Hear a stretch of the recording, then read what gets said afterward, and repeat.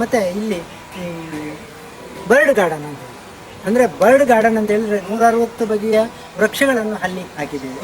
ಈ ಹಕ್ಕಿಗಳು ಅದಕ್ಕೆ ಅಟ್ರಾಕ್ಷನ್ ಆಗುವಂಥದ್ದು.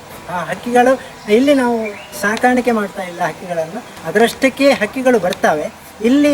ಅದು ಕೆಲವು ಟೈಮ್ನಲ್ಲಿ ಗೂಡು ಕಟ್ಟುವುದಾಗಲಿ ಅಥವಾ ಇಲ್ಲಿ ಅದು ವಾಸ ಮಾಡುವುದಾಗಲಿ ಇರ್ತದೆ, ಮತ್ತು ಅದು ಬೇರೆ ಒಂದು ಪ್ರದೇಶಕ್ಕೆ ಹೊರಡ್ತದೆ.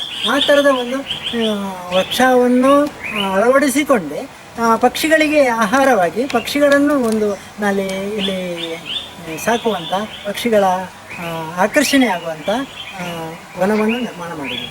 ಅದೇ ರೀತಿಯಲ್ಲಿ ಚಿಟ್ಟೆಗಳ ವನ ಅಂದರೆ ಬಟರ್ಫ್ಲೈ ಗಾರ್ಡನ್ ಅಂತ ಮಾಡಿದ್ದೀವಿ. ಚಿಟ್ಟೆ ವನದಲ್ಲಿ ಸಾಧಾರಣ ಒಂದು 30 ವಿವಿಧ ಚಿಟ್ಟೆ ಆಕರ್ಷಣೆ ಆಗುವಂಥ ಹೂ ಬರುವಂಥ ಸಸ್ಯಗಳನ್ನು ಹಾಕಿದ್ದೀವಿ.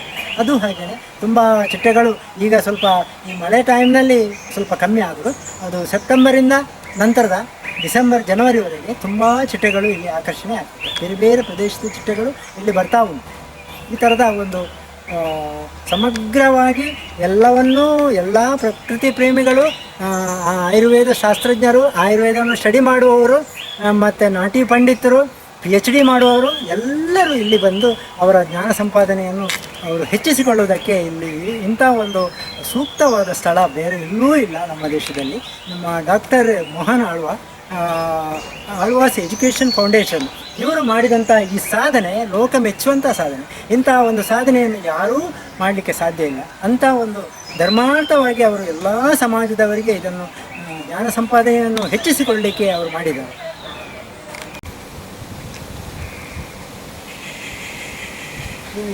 ಇದು ನೋಡಿ ವಟವೃಕ್ಷ. ಈಗ ವಟವೃಕ್ಷ ನಾರ್ಮಲಿ ಎಲ್ಲ ಕಾಣೋದು ವಟವೃಕ್ಷ ಅಂದರೆ ಫೈಕಸ್ ಬೆಂಗಾಲೆನ್ಸಿಸ್ ಅಂತೇಳಿ ಅದರ ಬೊಟಾನಿಕಲ್ ನೇಮ್, ಅಂದರೆ ಆಲದ ಮರ ಅಥವಾ ಗೋಳಿ ಮರ ಅಂತ ಹೇಳ್ತೇವೆ. ಆದರೆ ಇದು ಹಾಗಲ್ಲ. ಇದು ನೋಡಿ ಫೈಕಸ್, ಇದರ ಬೊಟಾನಿಕಲ್ ಫೈಕಸ್ ಕೃಷ್ಣಿ ಅಂತೇಳಿ. ಈ ಫೈಕಸ್ ಕೃಷ್ಣಿ ಅಂತ ಹೇಳಿದರೆ ನೋಡಿ ಇಲ್ಲಿ ಇದರ ಎಲೆ, ಇದು ಆಲದ ಮರದ ಎಲೆಯಲ್ಲಿ ಚಮಚ ಬರ್ತದೆ, ಸ್ಪೂನ್ ಬಂದಿದೆ.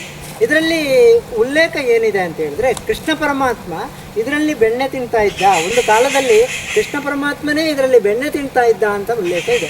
ಅದಕ್ಕೋಸ್ಕರ ಅದೇ ಫೈಕಸ್ ಕೃಷ್ಣಿ ಅಂತೇಳಿ ಕೃಷ್ಣನ ಹೆಸರನ್ನು ಇದಕ್ಕೆ ಕೊಟ್ಟಿದ್ದಾರೆ. ಸರ್ ಅದರದ್ದು ಚಮಚವನ್ನು ಸ್ವಲ್ಪ ತೋರಿಸಿ. ಚಮಚ ನೋಡಿ ಫೈಕಸ್ ಕೃಷ್ಣಿ. ಒಂದು ನಿಮಿಷ, ಹಾಗೆ ಇಟ್ಟು, ಎಸ್, ಒಂದೇ ನಿಮಿಷ, ಎಸ್ ಎಸ್, ವಿಶೇಷವಾಗಿತ್ತು.